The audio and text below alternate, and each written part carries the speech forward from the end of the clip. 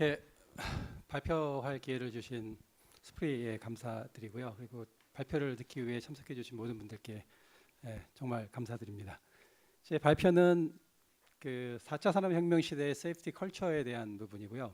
제가 주로 기술적인 발표하는 거를 굉장히 많이 하고 좋아하는데 오늘은 좀 특이하게 좀 어떻게 보면 정책적이면서 좀 약간은 추상적인 그런 주제로 발표를 드리게 됐습니다. 그리고 이 발표는 아까 원장님께서 말씀하셨듯이 예전에 그 발표가 그 다른 형태로 여기 지금 저자 중에 스튜어트 리드 박사가 있는데 CTO 분이 계신데 그분께서 저와 함께 그 영어로 이 내용들을 발표를 했던 그 어떻게 보면 입증됐다기보다는 굉장히 나름대로 반응이 좀 좋았던 그런 내용입니다. 그래서 일정 부분 기대를 하셔도 좋고요.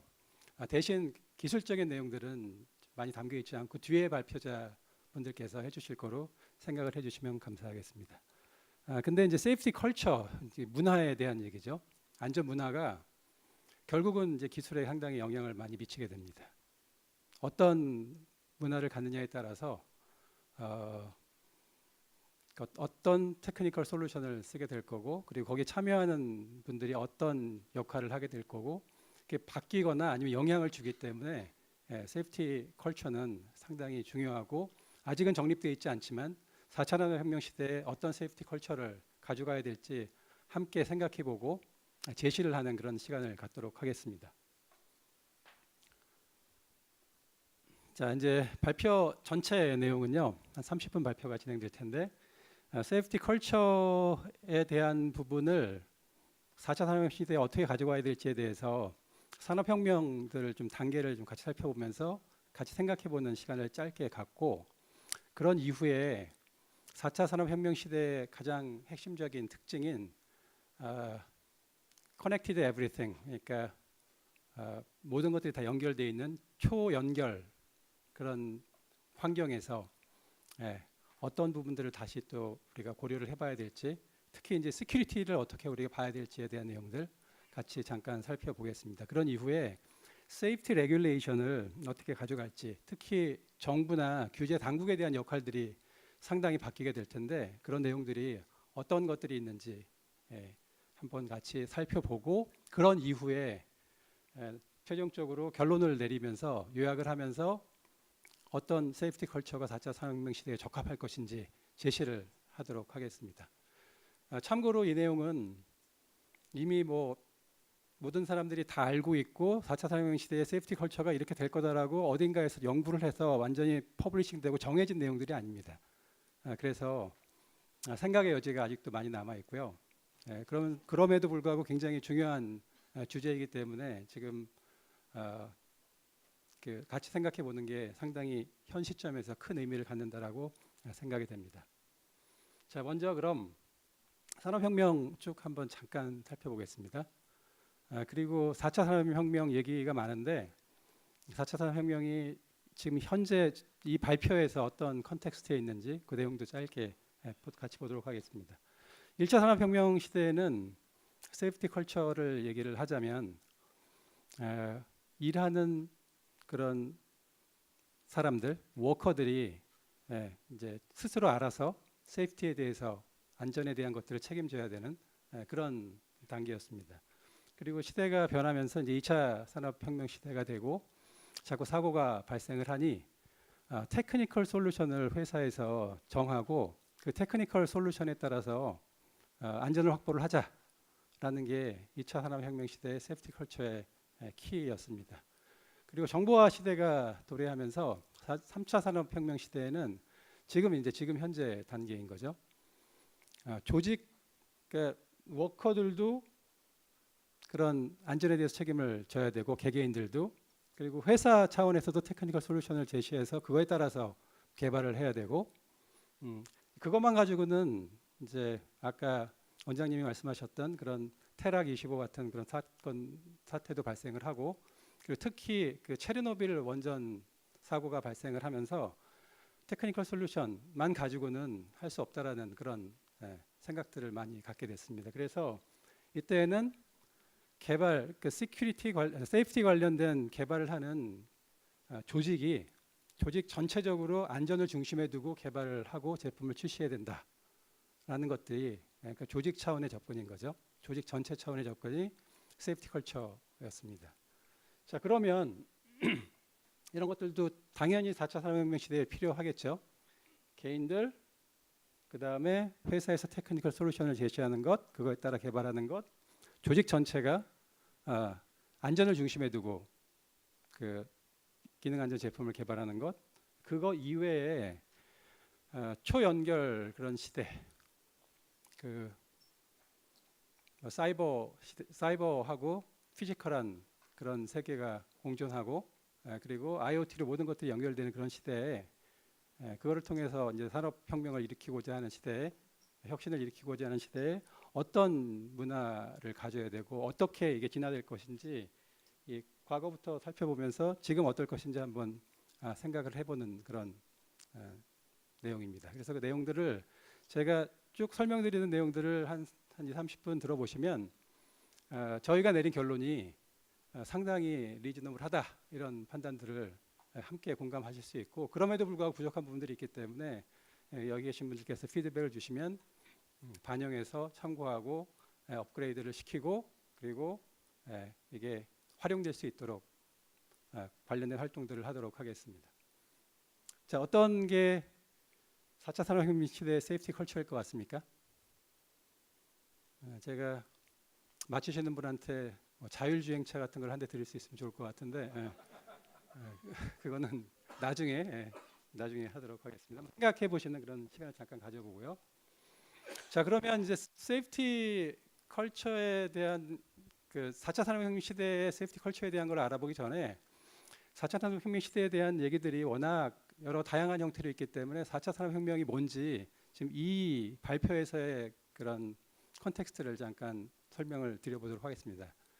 4차 산업혁명 시대는 대표적으로 스마트한 부분, 예를 들면 뭐 스마트 팩토리, 그다음에 스마트 시티, 스마트 에너지, 스마트 헬스, 스마트 트랜스포트 그리고 스마트 결국은 거의 모든 것들이 스마트해지는 그런 스마트 에브리띵이 가장 큰 특징 중에 한 가지고 그거를 가능하게 하는 게 사물들 간에 다 통신을 하는 연결되는 초 IoT 중심으로 연결이 되고 그리고 그 연결되는 수가 어마어마하고 그거에 대한 마켓도 어마어마하죠.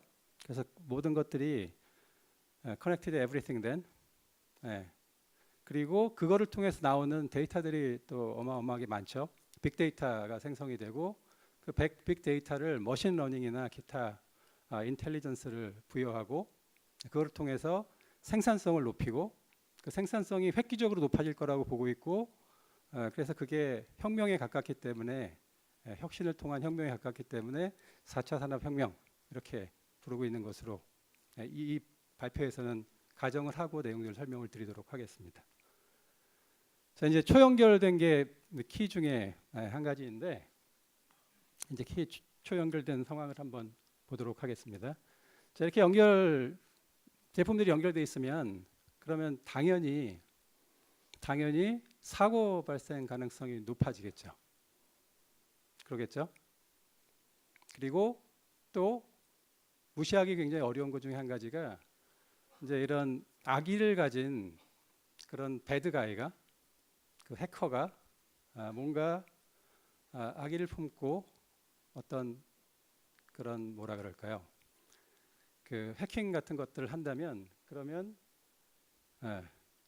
상당히 큰 문제가 생깁니다. 이거는 세이프티랑 이제 뗄래야 뗄 수 없는 관계가 될 거다라고 보여집니다. 예를 들어서 쉽게 이해를 하기 위해서 해커가 자율주행차를 해킹을 해서 걔를 키드냅 하이잭한 다음에 그걸 가지고 그것까지만 해도 좀 문제가 큰데 그걸 가지고 무기로 사용을 하는 거죠. 그러면 세이프티하고 바로 직결되는 생명과 안전과 그다음에 재산 손실과 같이 바로 직결되는 그런 세이프티 문제가 너무나 누구나 상상할 수 있는 그런 내용들이 됩니다. 자, 이런 관계에서 세이프티만 별도로 두고 지금처럼 세이프티 레귤레이션을 가지고 뭔가 예를 들면 자동차 분야의 세이프티 관련돼서 개발하는데 개발 전체 수명 주기에 걸쳐 ISO 26266이라는 표준을 따라서 개발을 해라라고 이제 규정을 합니다. 근데 거기에는 이제 세큐리티 관련된 내용들이 담겨 있지를 않은 거죠. 그것만 가지고 과연 그렇게 개발을 해서 충분할 거냐?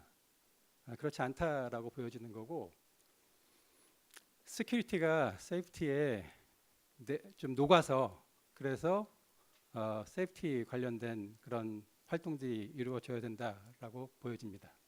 그래서 이제 프로블럼 시츄에이션에 대해서 세이프티 관점에서 해저드 어널리시스를 하고 그걸 통해서 C 레벨, 그러니까 다 이제 세이프티 인테그리티 레벨들은 다 하는 거로 간주하고 그냥 설명을 하겠습니다. C 레벨을 자동차 쪽에서는 AC 레벨, 분야마다 약간씩 다르게 부르긴 하는데 그런 레벨들이 결정이 됩니다. 결국은 그게 리스크 평가를 한 그런 결과인 거죠. 그래서 어떤 특정한 부품이나 제품이 높은 안전과 직결돼서 높은 C 레벨을 요구를 하면 그럼 거기에 맞춰서 개발 수명 주기 전체에 걸쳐서 안전을 중심에 두고 개발을 하고 그것들을 측정을 해서 언리즈너블한 리스크는 제로가 될 수 있게, 모든 리스크를 다 제로가 될 수 있게 할 수는 없지만 언리즈너블한 리스크는 제로가 될 수 있게 해야 됩니다. 그리고 그게 세이프티 쪽 관점뿐만이 아니라 시큐리티 관점도 함께 다뤄져야 그래야지 안전을 확보할 수 있는 게 초연결 시대에 누구나 생각할 수 있고 굉장히 중요한 그런 포인트라고 생각이 됩니다. 그리고 여기에서 또 한 가지 생각해야 될 포인트 중에 한 가지가 이제 개발 과정, 개발 전 라이프 사이클에 걸쳐서 해줘야 되죠. 근데 이제 연결된 상태에서는 지속적으로 사고가 발생하고 사고에 따라서 리스크 어세스먼트 된 결과들이 바뀔 수가 있습니다. 그러면 사용 중에도 유지 보수 과정인 거죠. 사용 중에도 세이프티가 리어세스 돼야 되고 그리고 그 내용들이 그 제품의 수명이 끝날 때까지 계속 업데이트가 되고 제품에 반영이 돼야 되고 하는 활동들이 필요합니다. 그래서 소프트웨어 개발 라이프 사이클 출시하기 전까지의 라이프 사이클뿐만이 아니라 출시한 이후에도 그런 관련된 내용들이 어쩔 수 없이 필요해진다 이렇게 판단이 됩니다. 자, 그럼 이제 지금부터는 이제 시큐리티에 대한 내용들은 당연히 포함되어 있는 거로 보고 이제 세이프티 레귤레이션에 대한 부분 같이 살펴보도록 하겠습니다. 자, 이제 이 내용들을 설명드리기 전에 좀 더 막연할 수 있을 것 같아서 자율주행차를 예로 들어서 제품, 세이프티 제품인 거죠. 예를 들어서 좀 더 구체적이고 좀 이해하기 쉽게 설명을 좀 드려보도록 하겠습니다. 이제 초연결되어 있는 상황인 거죠. 거기에 이제 빅데이터들이 만들어지고 자동차들이 매일매일 사용되면서 그런 데이터들, 자동차에서 만들어진 자동차들이 다른 연결된 것들과 같이 인터랙션을 하면서 만들어내는 그 데이터들이 자동차를 제조한 회사 아니면 부품을 제조한 회사에 전달이 됩니다. 실시간으로 전달이 되고 전달된 내용들은 데이터들이 그 빅데이터 분석을 통해서 그 분석된 내용을 머신러닝을 하게 되는 거죠. 그래서 그 내용들이 다시 제품에 피드백이 돼서 그래서 제품을 개선하고 그리고 좀 더 문제가 적은 사고 위험이 적은 그런 제품 사용하기 편하고 성능이 좋은 그런 주행차가 계속 업데이트가 되는 거죠. 그리고 제품이 하나에서만 나오는 게 아니라 당연히 아주 많은 그런 자율주행차에서 데이터들이 수집되고 분석되고 머신러닝 되는 그런 상황이 됩니다. 이때는 여러 벤더들이, 그러니까 여러 그런 제조사나 부품사들이 참여할 필요는 없습니다. 이건 그 개개 제품의 그런 그 기능 향상이라든지 성능 향상이라든지 그런 쪽에 관여되기 때문에 그리고 이걸 실제 제품에 반영해야 되는데 반영하는 과정에서 자동차들이 어딘가 서비스 센터에 가서 이런 내용들을 하는 것들은 비용들이 이 소프트웨어의 어떤 그런 그 좀 잦은 변경 때문에 여러 가지 어려움들이 있을 겁니다. 그래서 당연히 지금도 일부 하고 있는 오버 디 에어, 그러니까 일종의 통신망을 통해서 그 내용들이 업데이트. 그러니까 지금 일반적인 소프트웨어 쪽에서는 이를 패칭이라고 보통 많이 부릅니다. 그렇게 진행이 될 거고, 근데 이제 여기에서 이런 패칭 될 때의 문제는 소프트웨어 특성들 다들 알고 계실 거예요. 기능 안전 쪽이나 아니면 하드웨어 쪽 안전을 많이 하셨던 분들은 좀 약간 이해가 어려우실 수 있는데, 소프트웨어는 어딘가 변경이 일어나면 그 변경 때문에 사이드 이펙트가 발생할 가능성이 무지 높습니다. 그래서 그거를 고려해야 되고, 일반적으로 뭐 웹사이트나 뭐 온라인 쇼핑몰이나 이런 쪽도 그거를 위해서 상당히 많은 그런 검증을 하고 업데이트를 하는데, 안전 관련된 그런 제품이 이게 업데이트를 잦은 그런 주기로 과연 할 수 있을 것이냐, 그때 어떤 발생할 수 있는 리스크를 우리가 어떻게 감당할 것인가, 상당히 중요한 문제고, 예상되는 바는 업데이트를 자주 하지는 못할 겁니다. 그래서 이 데이터들을 모아서 기능의 굉장히 많은 부분을 개선하는 데서 발생하는 효익이 기능이 업데이트돼서 발생할 수 있는 문제와 리스크보다 많이 클 때, 그때 그 시점에서 업데이트를 해줘야 할 겁니다. 그렇지 않고는 관련된 그런 리스크를 감당하기가 어려울 거로 생각을 합니다. 자, 근데 이제 이거는 사용에 대한 거고, 그래서 그 사용을 통해서 지금 보시는 바처럼 이제 사용성, 성능 뭐 이런 것들을 향상시킬 수가 있겠죠. 근데 이제 사고가 발생하면 그 사고 데이터들은 어떻게 해야 될 것 같습니까? 사고 데이터가 특정한 개발사에만 전달이 돼서 충분할까요? 당연히 사고가 발생하면 사고 데이터, 그러니까 지금 계속 제가 말씀드릴 때 사고 뭐 세이프티 얘기를 할 때는 항상 세큐리티 어택이나 세큐리티 내용들이 같이 이제 녹아 있다라고 보시면 됩니다. 별도로 설명을 이렇게 구분해서 드리지는 않겠습니다. 이 사고 데이터는 개발사에도 가야 되지만, 이거는 개발사뿐만이 아니라 이런 규제 당국에도 내용들이 전달이 돼줘야 됩니다. 그리고 이 내용들이 이 향후에 사고를 효율적으로 최소화시키기 위해서는 이 내용들이 하나의 개발사가 아닌 그 만든 개발사뿐만이 아니라 여러 개발사들한테 같이 공유가 돼줘야, 그래야 이제 초연결된 시대에서 문제 없이 안전을 어느 정도는 확보를 하고 우리가 생활을 할 수 있게 되는 거죠. 이게 확보가 되지 않으면 아시다시피 그런 지금 우리들이 생각하고 있는 그런 제품들이 실제 사용된다는 것은, 실생활에 사용된다는 것은 상당히 어려운 일일 것입니다. 지금 보시면 여태까지 보신 것만으로 봐도 많이 바뀌죠. 세이프티에 대한 좀 생각을 좀 상당히 좀 다른 시각에서 좀 해줘야 되는 그런 것들을 누구나 다 생각을 할 수가 있습니다. 자, 이때 모인 그런 데이터들이 지금 규제 당국뿐만이 아니라 지금 보시면 여러 이해 관계자들이 참여를 하게 됩니다. 초연결되어 있는 상태이기 때문에. 예를 들면 사용자나 오토노머스 카, 그러니까 자율주행차는 그런 정보들을, 액시던트 정보들을, 사고 정보들을 서플라이하죠. 이 사용자뿐만이 아니라 경찰과 같은 그런 기관들, 그리고 보험사들, 그리고 자동차 회사도 이런 액시던트 데이터를 제공을 합니다. 서플라이를 하고요. 그리고 규제 당국이 이 정보에 대한 오너십을 갖는 것들이 상당히 중요하다라고 생각이 되고, 그리고 이걸 분석을 해서, 이 데이터를 분석을 해서 표준을 만드는, 아까 자동차 분야 같은 경우에 ISO 26262 같은 그런 표준을 만드는 기관에 사용할 수 있게 해줘야 되고, 그래야 이제 표준이 더 의미가 있어지겠죠. 규정이. 벤더도 사용을 할 수 있게 하고, 보험, 그리고 그런 경찰과 같은 기관들도 사용할 수 있게 해줘야 됩니다. 자, 여기에 4차 산업혁명 시대에 어떤 세이프티 컬처를 가져야 될지가 상당히 많이 암시가, 그러니까 복선이 좀 깔려 있습니다. 일단 결론을 내릴 때 이 장표를 좀 같이 생각을 해주시면 좋을 것 같습니다.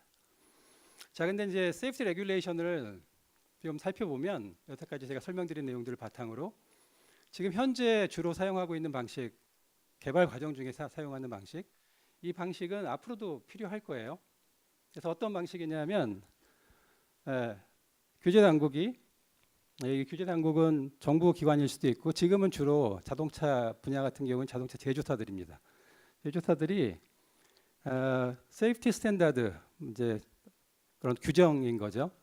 아까 자동차 분야 같은 경우는 ISO 26262라는 표준을 가지고 부품을 개발하거나 자동차를 개발하는 그런 회사들한테 이 세이프티에 따라서 개발을 하라고 그렇게 요구를 합니다.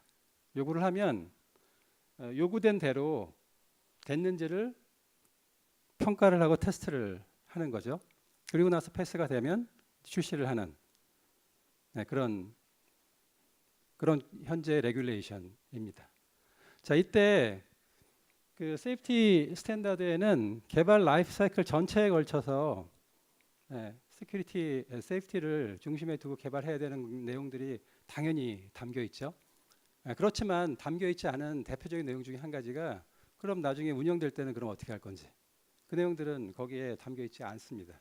근데 4차 산업혁명 시대에는 그런 내용들이 더 중요해질 수 있다는 내용인 거죠. 그래서 사용되기 전에 개발 과정에서 업프론트 세이프티 레귤레이션 말고도 지금 보시는 것처럼 온고잉한 제품의 수명이 끝날 때까지 온고잉 세이프티 레귤레이션이 필요하다는 거고, 결국 레귤레이터가 세이프티를 그 모은 데이터를 가지고 지속적으로 업데이트를 하고, 그래서 그거에 따라서 아까 말씀드렸던 C 레벨이 바뀔 수가 있어요. 그러면 거기에 맞는 개발과 테스트를 개발사들이 해주고 그 내용들이 이제 자동차에 반영돼야 사고를 줄일 수가 있게 되는 거죠.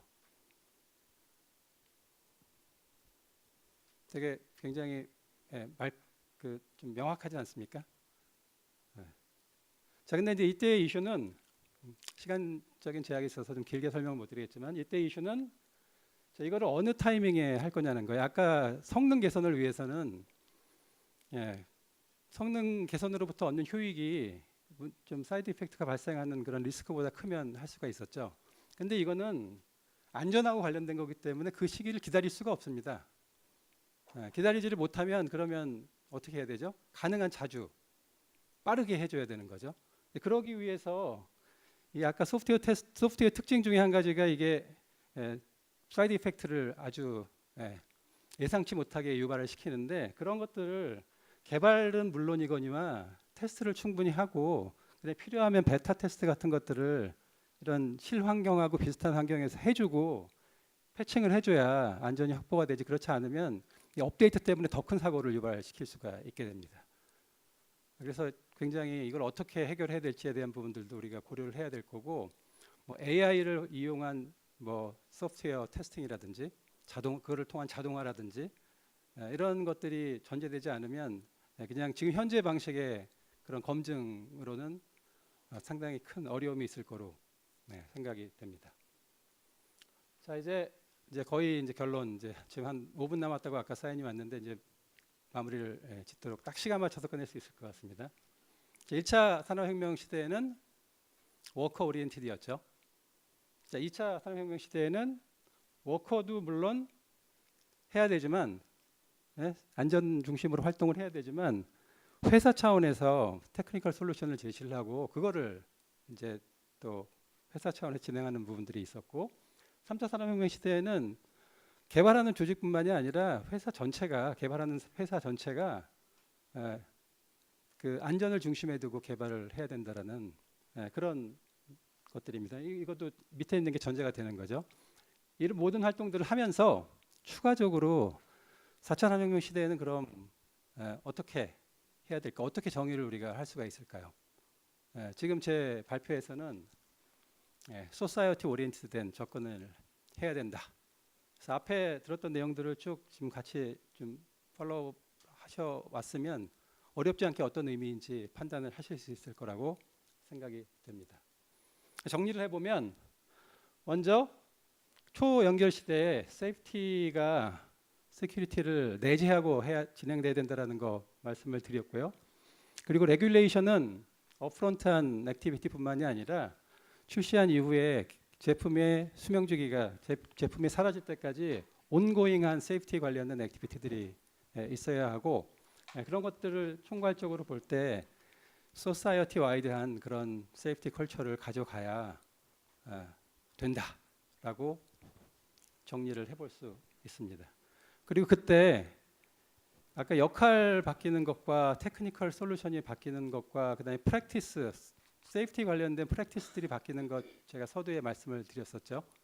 그래서 규제 당국, 예를 들면 정부의 역할도 상당히 바뀔 수가 있습니다. 그전에는 예를 들면 자동차 분야 같은 경우에 제조사한테, 자동차 완성차 업체들한테 맡기던 것들을 상당 부분 그 완성차 업체가 단독으로 그런 세이프티와 시큐리티 데이터들을, 사고 데이터들을 처리해서는 한계가 있기 때문에 그런 데이터들을 레귤레이터가 소유를 하고 그걸 분석하는 그런 역할들을 정부 관련된 기관에서 아니면 국제적인 어떤 그런 기관이 해줘야 된다고 생각을 하고, 저는 뭐 개인적으로는 이런 것들을 좀 저희가 좀 뭐 제안을 하고 주도를 할 수 있으면 어떨까 그런 생각을 하고요. 그거 이외에도 프랙티스 하는 개발 쪽의 프랙티스도 그거에 따라서 바뀌게 되고, 그 다음에 영향을 받게 되는 거죠, 최소한. 그리고 이런 어떤 사회 전반에 그 뭐랄 활동, 세이프티 관련된 생각과 활동을 바꾸는 거 플러스해서 뭔가 최소한 영향을 주게 되고, 그거에 대한 생각을 가지고 사회 전반적으로, 관련된 사회 전반적으로 세이프티 관련된 그런 문화, 뭐라 그럴까, 활동을 해줘야, 그래야지 4차 산업혁명 시대의 세이프티가 확보가 될 수 있다라는 말씀으로 제 발표를 마치도록 하겠습니다. 감사합니다.